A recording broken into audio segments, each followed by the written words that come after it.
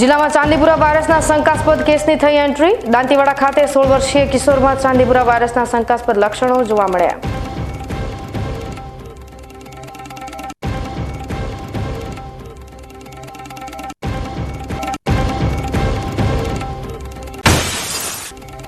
ધાનેરા તાલુકાના જોરાપુરા ગામ ખાતે મા દીકરીના શંકાસ્પદ મોત મામલે પતિ વિરુદ્ધ 306ની કલમ સાથે ફરિયાદ નોંધવા નામદાર કોર્ટે કર્યો હુકમ।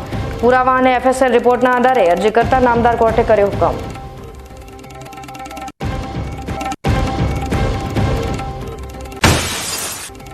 વડગામ તાલુકાના માહી ગામના યુવકની મોટાભાઈએ હત્યા કરી હોવાના આક્ષેપો। મુસ્લિમ સમાજે ન્યાયિક તપાસ માટે જિલ્લા પોલીસ વડાને કરી રજૂઆત।